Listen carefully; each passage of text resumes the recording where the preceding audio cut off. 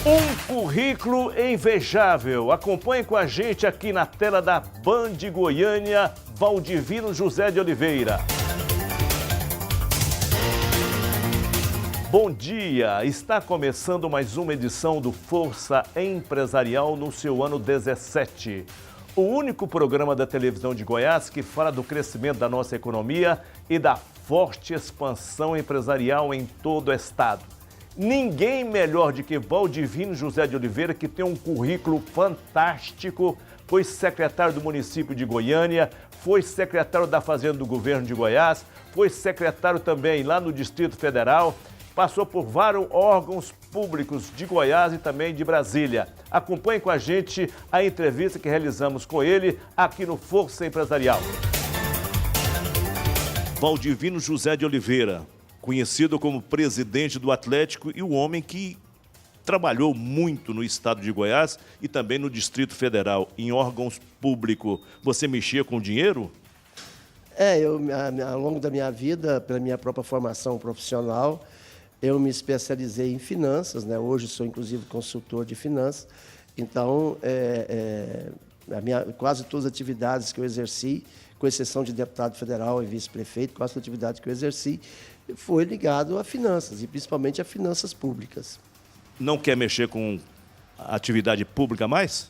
Olha, essa é uma questão de oportunidade, né? É evidente que não tive mais a oportunidade, não tive nenhum convite nos últimos anos. Tive convites, mas para situações que não me interessavam. Tipo? Prefeituras do interior,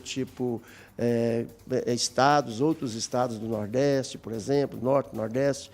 E eu não queria deixar a Goiânia e, portanto, não tive interesse de assumir outras funções públicas. Depois que eu terminei meu mandato de deputado federal, fui cuidar das minhas empresas e, obviamente, estou fora do setor público. Você passou por Distrito Federal e município de Goiânia e também pelo governo de Goiás. Você podia citar para mim o que mais? Olha, no município de Goiânia, eu fui tesoureiro da prefeitura durante muitos anos. Depois eu fui secretário de Finanças 4 vezes, no governo do professor Nion Bernais, no governo do Daniel Antônio, no governo do Joaquim Roriz, né? E outros governos que passaram na prefeitura de Goiânia. Fui também dirigente do DERMU Compave, então, e terminei minha carreira na prefeitura de Goiânia como vice-prefeito na primeira gestão do Iris Rezende em 2004, né?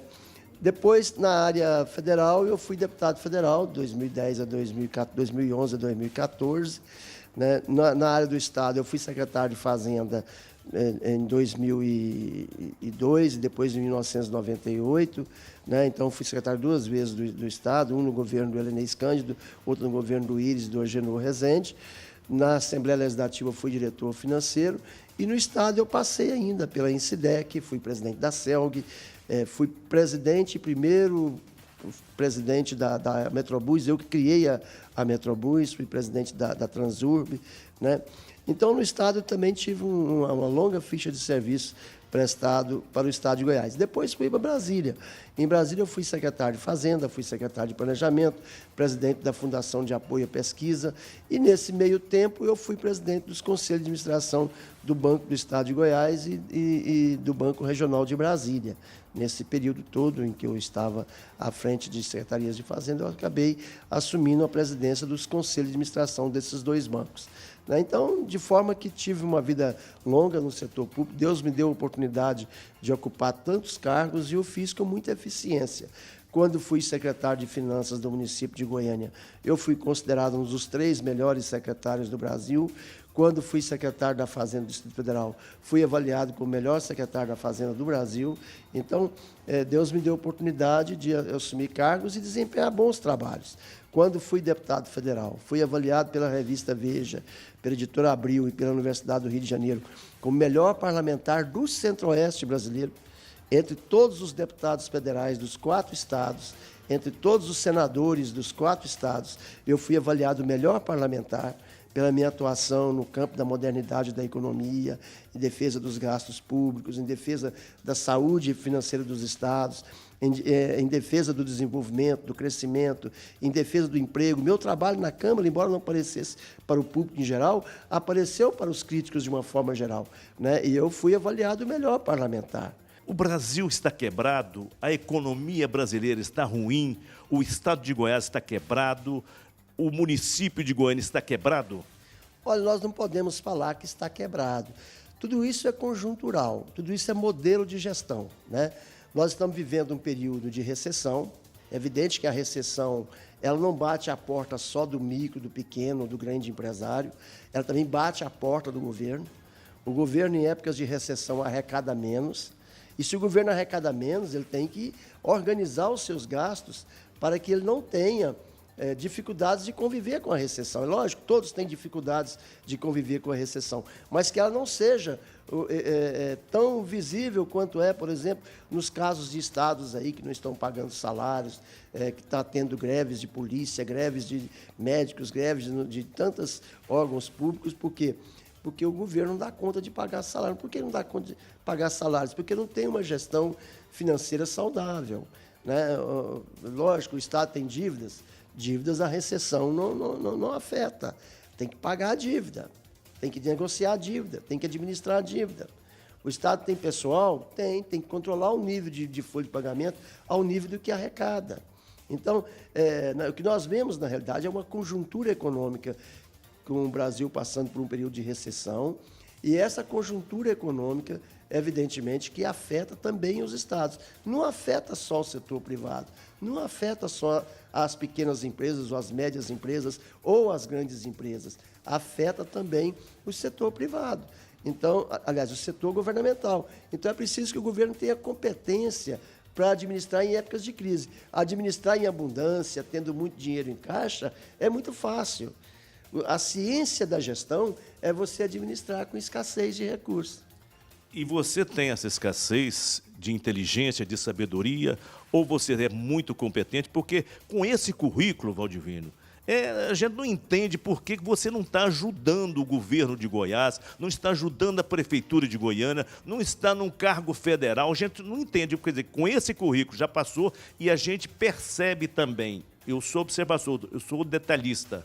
Você não tem uma vírgula que desabone a sua integridade moral, a sua honestidade. Aonde você passou, você foi competente. Muitas vezes você não realizou aquilo que todo mundo esperava, mas você cumpriu a sua obrigação. Pois é, essa questão de ocupar cargo aqui ou acolá, ela depende muito de grupos, né? Eu estava no grupo do prefeito Iris Rezende, sempre tive oportunidade com ele. Aí saí do grupo político do prefeito Rezende e fui para o grupo político do governador Marconi Perillo. E no grupo político do governador Marconi Perillo eu nunca tive nenhuma oportunidade, mesmo porque ele nunca trabalhou comigo, eu nunca trabalhei com ele, não me conhece, não sabe da minha capacidade. É evidente que muitos cargos de secretário, eles dependem, por exemplo, de dois viés. O primeiro viés é o viés do partido político, né? O meu partido é o PSDB não vai me indicar para cargo nenhum, já que o PSDB tem uma extensa lista de nomes, né, inclusive do próprio governador. Então, politicamente, eu não teria condições de ser indicado. E, tecnicamente, eu não posso ser indicado porque nunca participei de nenhuma gestão perto deles, eles não conhecem o meu trabalho, né? Mas, de qualquer forma, eu sei que a minha idade também já está passando, né? Você se sente injustiçado, principalmente pelo governo Marconi, porque você foi muito leal e fiel a ele. Não, eu me sinto realista. O que é realista? Realista. Eu sei que eu não tenho nenhuma oportunidade. Por quê? Porque não me conhece como economista. Se eu te chamar hoje? Teríamos que conversar, evidentemente. Não pode, essa questão de nomeação, você tem que conversar, ver qual é o objetivo, qual o trabalho quer que a gente execute, né? Porque eu, por exemplo, já tive convites para ocupar secretarias de Estado em funções que não é compatível com a minha formação. Então, eu não vou assumir uma atividade que eu não tenha aptidão para ela, porque o resultado do meu trabalho não seria um resultado bom, né? Eu sou especialista em tributos, sou especialista em finanças, sou especialista em economia, sou especialista em desenvolvimento econômico. É nisso que eu tenho que focar a minha vida. E se não tem oportunidade no setor público, trabalho muito no setor privado. Não me falta serviço no setor privado. Quantas empresas que você está trabalhando? Não, hoje eu tenho um escritório de consultorias, né? Onde? Em Goiânia ou Brasília? É Goiânia, meu escritório de consultoria. E tenho 6 consultorias ativas, em andamento, né? É evidente que quando termina uma, sempre entra outra, sempre há uma renovação. Empresas goianas? Tem empresas nacionais também. Às vezes Tipo? Tipo a Claro, por exemplo, né? A Claro é uma empresa que eu presto consultoria. A Autotrac, do Nelson Piquet, que é uma empresa nacional, também presto consultorias para elas, sempre que precisam, eu presto consultoria. Tem várias empresas do Brasil, né? Dias atrás eu estava em Fortaleza prestando consultoria na área tributária, né?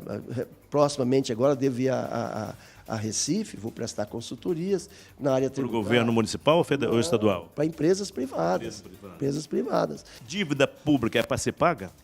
Nenhuma dívida é problema para o gestor.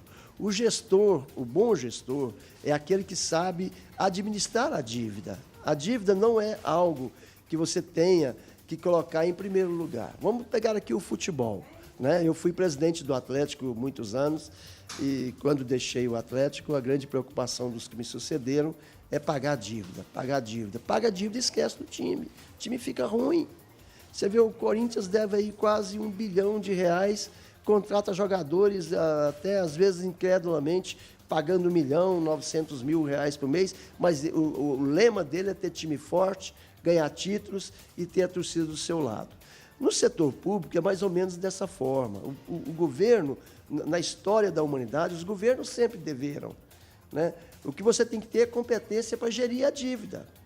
Eu fui, todas as vezes que eu fui secretário de Fazenda ou de Finanças da Prefeitura, a Prefeitura, os governos de Goiás e Brasília sempre deveram muito.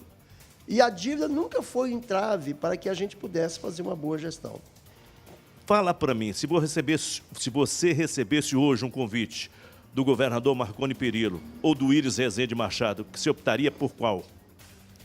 Não, primeiro porque eu não vou receber convite de nenhum dos dois, né? Tudo bem, vamos falar, se você recebendo 2 convites. Primeiro que eu não vou receber convite de nenhum dos dois, mas se eu recebesse, é óbvio, a primeira oportunidade seria o PSDB, o partido que eu estou filiado, né? Mas isso não vai acontecer, você pode ter certeza que isso não vai acontecer, e eu também não tenho nenhuma perspectiva de que isso ocorra, né? Eu agora estou focado nas minhas consultorias, estou focado nas minhas empresas, né? Estou focado na vida acadêmica, como professor da PUC, quer dizer, eu estou focado em outras atividades, não estou focado no setor público no momento. Agora, o que está faltando para o setor público?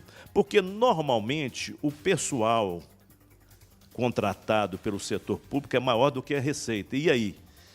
Falta competência para gerir, né?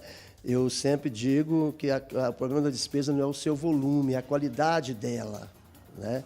Não é gastar muito, é gastar bem, gastar certo. No setor público, o que deve prevalecer é a qualidade do gasto, não o volume do gasto.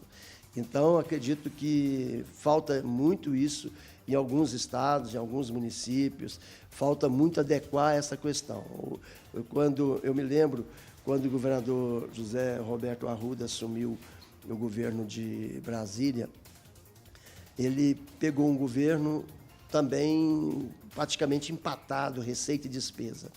Em pouco tempo, ele tinha 2 bilhões em caixa, livre, aplicado.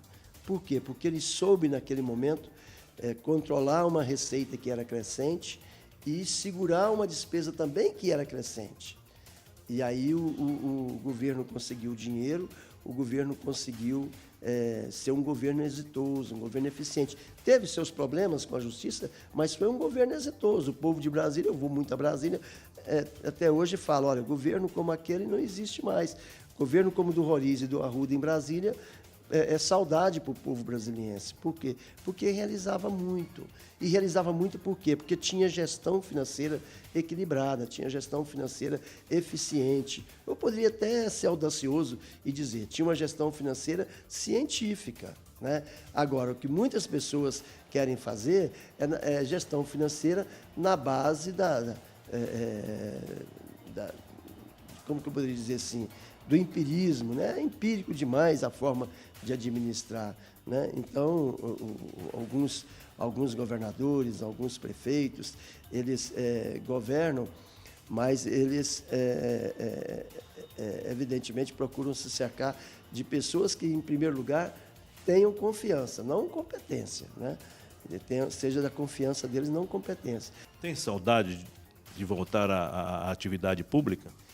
Olha, não tenho tempo nem de pensar nisso, né? Eu tenho uma atividade de trabalho intensa, eu recebo tantos convites para ir no palácio, para acompanhar governador para isso, para aquilo, e eu não posso comparecer, porque eu tenho tantos compromissos, dificilmente eu tenho uma semana que eu não tenha que viajar, dificilmente eu tenho uma semana que eu tenha algum dia mais livre. Então, o meu trabalho não me dá tempo para pensar que eu poderia ser outra coisa. Eu tenho vontade, evidentemente, de voltar a ser deputado federal. Se algum dia eu tiver essa oportunidade, eu tenho vontade. Por quê? Porque eu tive uma gestão como deputado federal, um mandato como deputado federal, e fui avaliado o melhor do Centro-Oeste. Entre 57 deputados federais, entre 12 senadores, né, eu fui avaliado o melhor, com a nota alta. Se pegar a revista Veja de 2013, onde está publicado o ranking dos parlamentares brasileiros, eu estou lá em 6º lugar no Brasil, primeiro do Centro-Oeste, né, e com a nota alta. Então, é evidente que isso traz saudade para a gente, né? Mas outras funções não, porque eu já exerci tantas vezes que uma a mais, uma a menos, não afetaria em nada a minha vida profissional. O que é mais importante, o que é prioritário para o Brasil? A reforma tributária ou a reforma política? É prioridade para o Brasil 3 reformas, eu entendo. Primeiro, a previdenciária. Essa é número 1, né? Ela está quebrando os estados, está quebrando os municípios, está quebrando o governo federal. Essa reforma previdenciária. Eu vejo muitos discursos de esquerda, discursos de partidos de esquerda, que falam que reforma é caçar direito. Que direito? Direito de quem não contribuiu para alcançá-lo? Direito porque um deputado deu? Direito porque um senador deu? É direito? Eu acho que direito é aquilo que se alcança com o seu trabalho, né? Agora, direito que um deputado, que um senador deu, não é direito adquirido. Claro que não. Não é direito ganhado, né? E muitas vezes o direito que foi dado às custas de um sacrifício muito grande do resto da população. Então, o Brasil precisa de uma reforma previdenciária urgente, o Brasil precisa de uma reforma tributária, o Brasil tributa excessivamente a produção, tributa excessivamente a renda do trabalhador, né? Enquanto as rendas do mercado financeiro, enquanto as grandes fortunas, enquanto as grandes propriedades não têm tributação adequada, né, a produção, o trabalhador acaba pagando pesados tributos. Isso precisa ser revisto, uma reforma tributária, mas o Brasil precisa, acima de tudo, de uma reforma administrativa. O que o Estado é competente para fazer, o que ele deve fazer, com que recursos ele deve fazer. O que o município é competente para fazer, o que o município deve fazer, com que recursos o município deve fazer. E assim também definir para a União quais são as funções da União. Tem algumas coisas na administração pública que a gente vê e não entende por quê, né?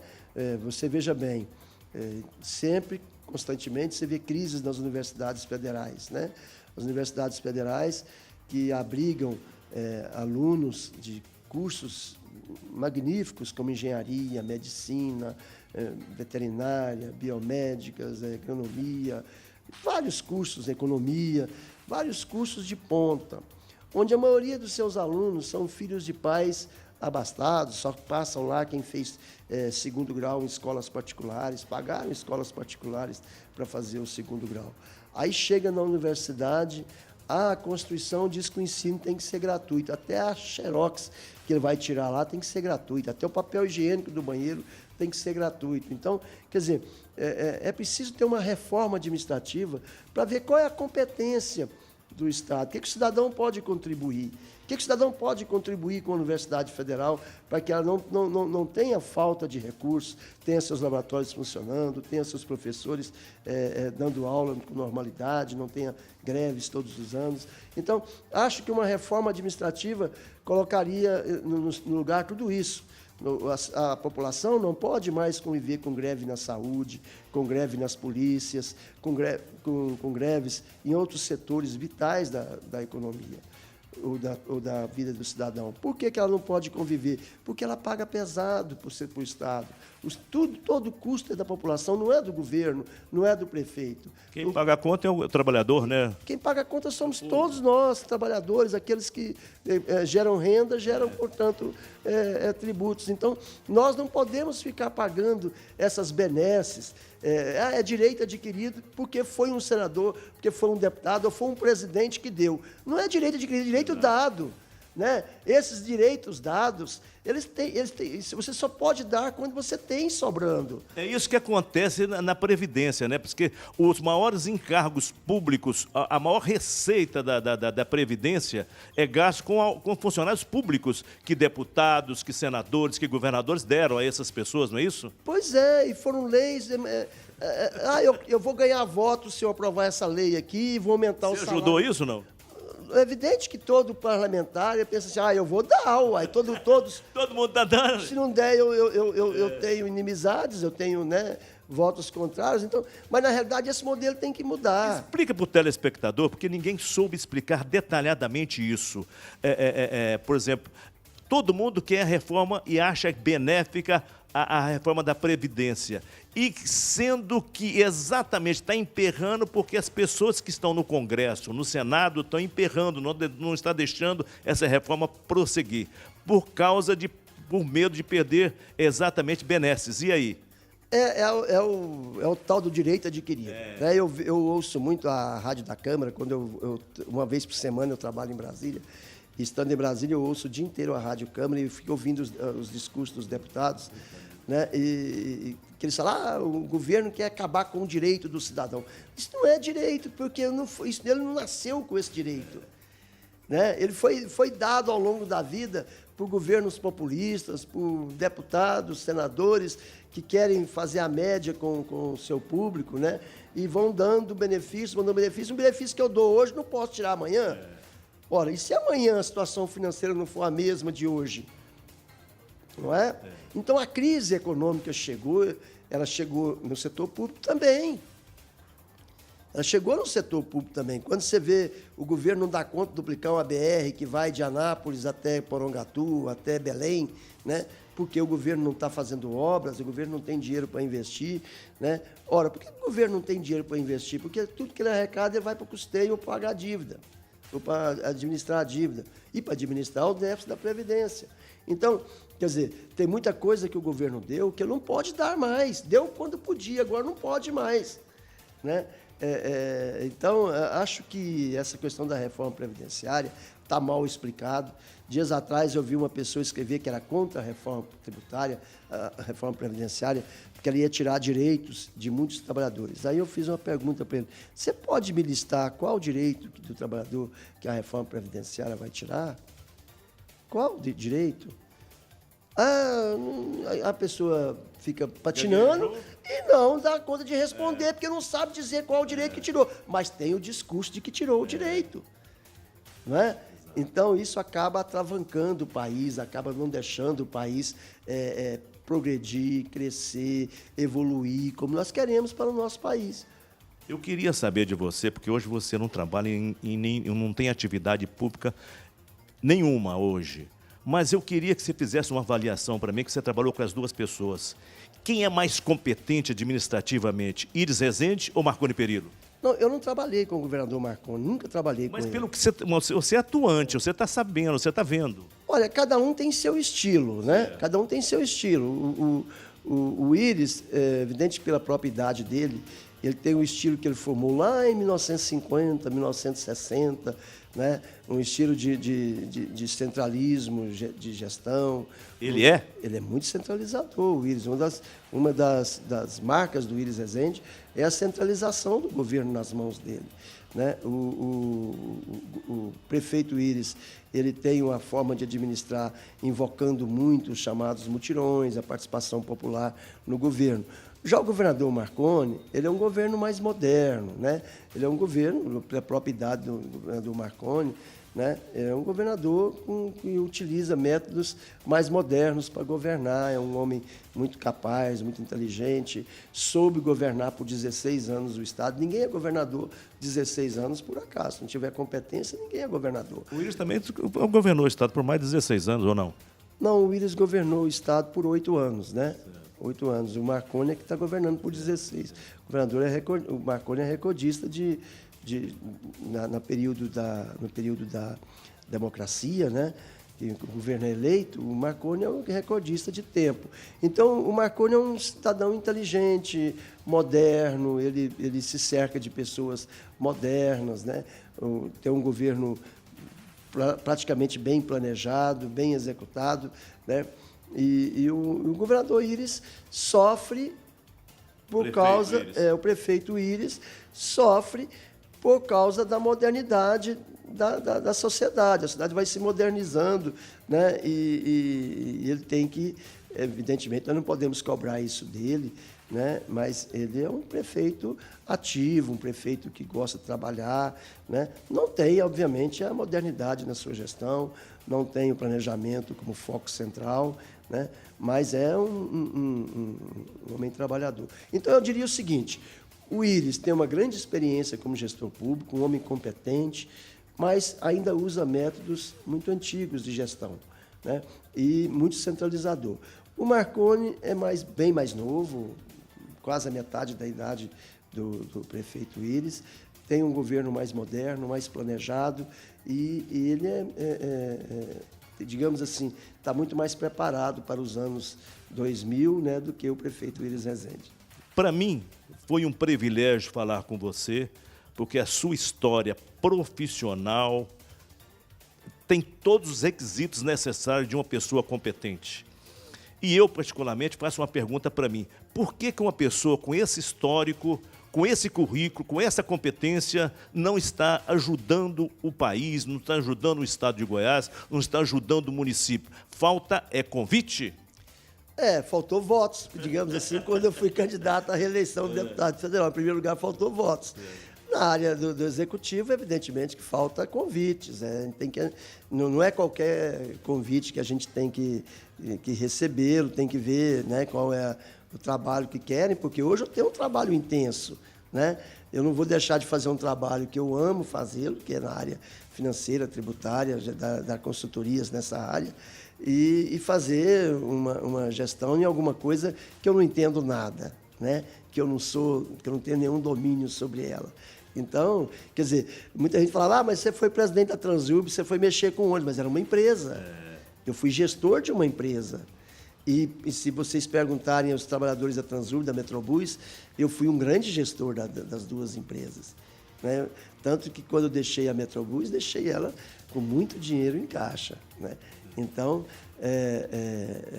se perguntarem lá, mas não, o Valdivino, quando passou aqui, foi um grande gestor. Então, eu fui presidente da CELG, fui um grande gestor da CELG. Muitos funcionários da CELG, até hoje, quando eu encontro com eles, falam da minha gestão à frente da CELG.